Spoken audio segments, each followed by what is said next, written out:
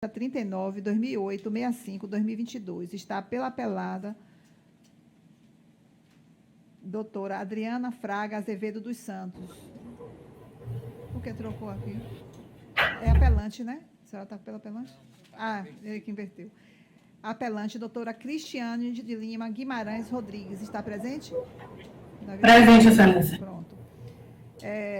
Como houve, conhecer dar provimento ao recurso interposto a fim de determinar a exoneração da obrigação alimentar que tem o recorrente em relação à recorrida. Então, nesse caso, só a apelada que vai se manifestar, né? Doutora Cristiane, a senhora... Sim, se foi provido, não tenho nenhuma observação. Tá. Só se houver divergência, eu dou a palavra para Vossa Excelência. Pois não. Sim. Obrigada. Espero que nos ajude e o nosso combinado de falar 5 minutos. Obrigada. Agora. Bom dia a todos. Eu prometo que vou tentar ser muito breve. Eu quero cumprimentar a todos os servidores, os colegas, a todos que estão nos assistindo. E já começo fazendo uma advertência em que, aparentemente, este seria só mais um processo que trata de pensão alimentícia devida a ex-cônjuge, que quase sempre revela o intuito de uma das partes de, sem querer trabalhar, ser bancado pelo esforço de outrem.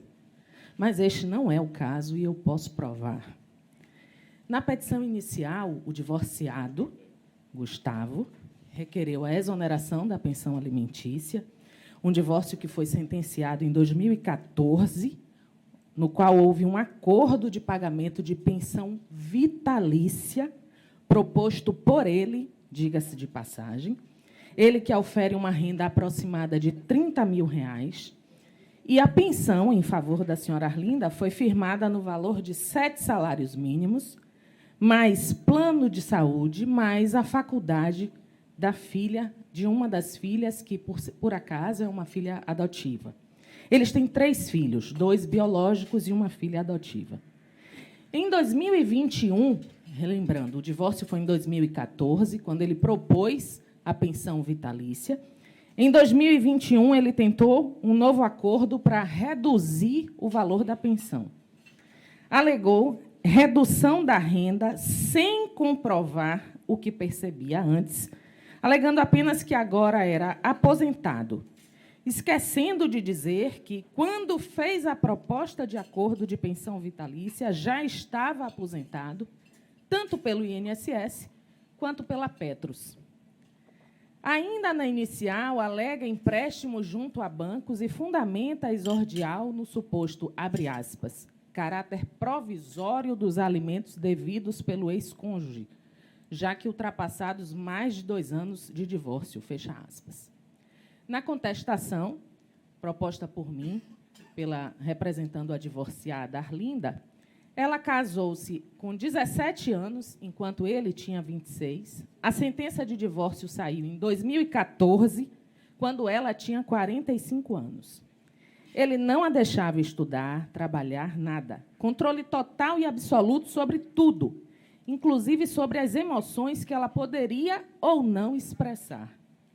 Quando foi ao meu escritório, levada pelos filhos, essa mulher tremia como uma bandeira que flamulava no vento. Poucas vezes eu vi um choro daquela magnitude. A sensação que eu tive como advogada era que as lágrimas dela rasgavam a carne do rosto, cortavam como quem não conseguia esconder a dor, o sofrimento que a envergonhava. Essa mulher flagrou o então marido a traindo. Tudo isso está contado na contestação. Ao invés de se envergonhar, até de tentar mentir, ele, me perdoem a expressão, ele quebrou ela na porrada no meio da rua. Ela precisou ficar internada pelas agressões que sofreu, como consta no relatório médico do Hospital Evangélico, que acompanha a contestação. Naturalmente, houve um boletim de ocorrência policial registrado, e, além das agressões de todo tipo, eu aqui passo a relatar os episódios de manipulação, contemplados em um contexto de uma mulher simples, dona de casa, que até então sequer tinha estudado, que entendia muito de lavar roupa e fazer a comida que não despertaria a besta fera que existia dentro do marido. Manipulação 1. Retirar a queixa. Segundo ele, para não prejudicar ele no trabalho, na época, e comprometer a segurança financeira de todos, inclusive dos filhos, que ainda eram jovens adolescentes. Manipulação 2. Vender o apartamento que eles tinham, e que é onde ela morava com os filhos do casal, os filhos do casal. A manipulação 2 foi vender o apartamento que tinham e financiar um novo para ser pago o financiamento com o dinheiro da pensão que ele pagava a ela, para que tivesse um quarto a mais por conta da chegada da neta.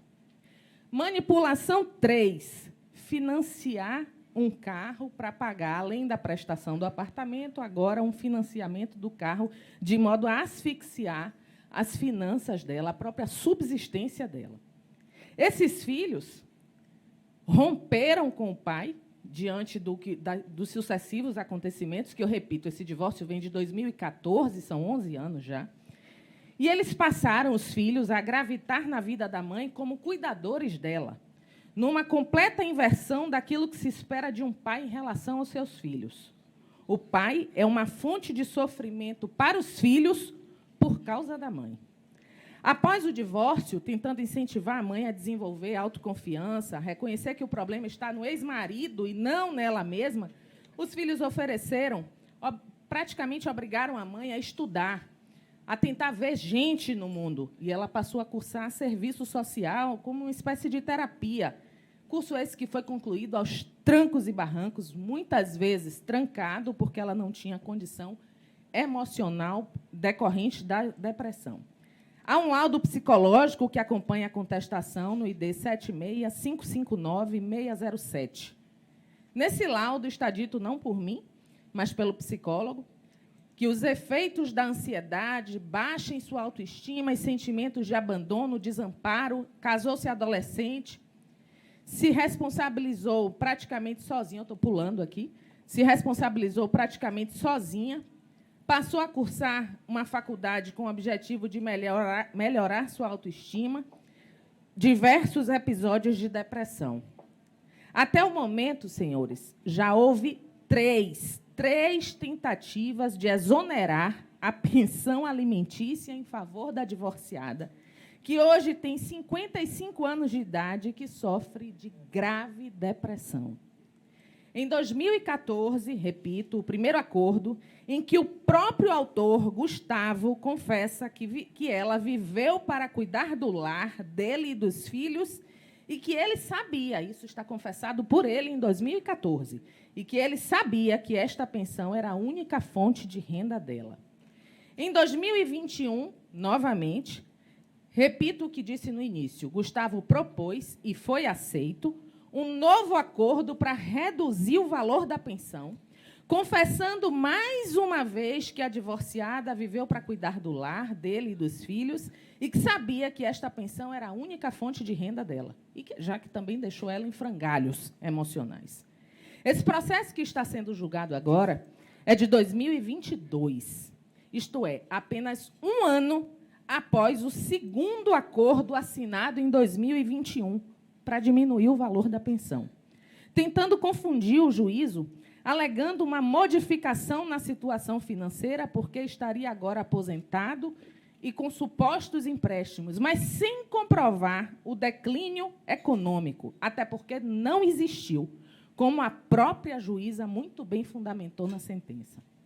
Esses empréstimos que ele alega são absolutamente questionáveis, até porque é um homem que deu, com toda a violência, as costas para o filho, para os filhos e para a mulher, que foi sua esposa. Como se não bastasse, ele usa o argumento, ele ignora, na verdade, os argumentos dos artigos 1694 e 1695 do Código Civil, já que ela viveu para cuidar da casa e foi preparada apenas para a escravização doméstica e não para o trabalho remunerado. Eis aqui um caso prático de violência doméstica em múltiplas modalidades, patrimonial, psicológica e física, com efeitos no risco à subsistência de uma mulher que, como tantas, foi usada como serviçal de um amo, o próprio marido. Não é demais ressaltar que, cada vez que o autor tenta se eximir dessa obrigação vitalícia, repita-se, proposta por ele, a senhora Arlinda entra em crises, emergência, hospital, remédio, cama. A indignação é tamanha, excelências, que, no pedido de reconvenção, a divorciada pede que eventuais danos morais sejam doados diretamente à ONG Tamo Juntas, que lida com situações como essa. Ela também pediu que ele seja condenado a fazer o curso promovido pelo TJBA para a conscientização de homens que praticam violência doméstica. Dito isso, na sentença, foi negada a transitoriedade da pensão, ratificando sua vitaliciedade. A juíza também julgou improcedente a fundamentação da inicial, que alegou a modificação da situação financeira do autor por falta de provas, e negou o pedido de redução de pensão. E aqui, senhores, eu peço licença para dizer uma frase que vou proferir, porque eu fui aqui ao banheiro, aqui nesse terceiro andar do prédio do TJBA, e li uma placa na parede que peço licença para usar a frase aqui nesse plenário. Diz assim: não urine no chão. Eu fiquei me perguntando quantas vezes isso deve ter acontecido, a ponto de que, no prédio da Justiça, essa orientação seja necessária. E mais, eu fiquei me perguntando a importância de dizer o que é certo, o que é justo, e de repetir o que é óbvio. É óbvio que não se deve violentar, trair, bater, nem humilhar ninguém. É óbvio que é preciso arcar com as consequências dos próprios atos. É óbvio que, se ele impediu que ela se profissionalizasse, que se ele deixou ela em frangalhos emocionais, a ponto desta mulher ser emocionalmente incapaz de trabalhar fora das paredes de sua própria casa, ele tem sim que arcar, ao menos financeiramente, com esse prejuízo. Repita-se, essa é a terceira tentativa dele se evadir dessa obrigação que ele assumiu e que ele mesmo propôs em outras duas oportunidades. Para concluir, eu quero cumprimentá-los mais uma vez, agradecendo a atenção dispensada. Peço que a sentença seja mantida em todos os seus termos e, por fim, quero também fazer justiça ao deixar registrado o excelente trabalho do doutor Rafael Carneiro, que não se cansa, já vi em outras oportunidades, responder dúvidas minhas, dos colegas, no grupo de WhatsApp, inclusive fora do horário de expediente. Muito da qualidade dessa sessão se deve ao empenho do doutor Rafael Carneiro. Eu tinha dito que era por fim, mas só para concluir, eu estava aqui quando estavam falando, todos discutindo alguém que faleceu por conta de uma cirurgia no intestino, e eu quero aproveitar essa oportunidade solene para deixar registrado o meu agradecimento aos meus médicos, porque, de certo, há profissionais ruins em todos os lugares, inclusive na medicina, inclusive advogados. Porém, eu estou aqui, sobrevivente a um câncer de intestino, com um desfecho diferente. Fui muito bem cuidada, tive excelentes profissionais, não tive infecção, mas, sobretudo, fui muito bem cuidada, muito bem recebida, e gostaria de aproveitar essa oportunidade para deixar esse registro. Muito obrigada.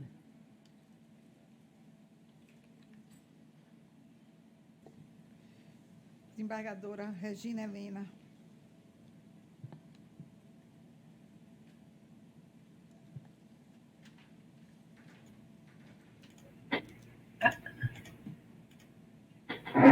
Ação de alimentos, dia de família.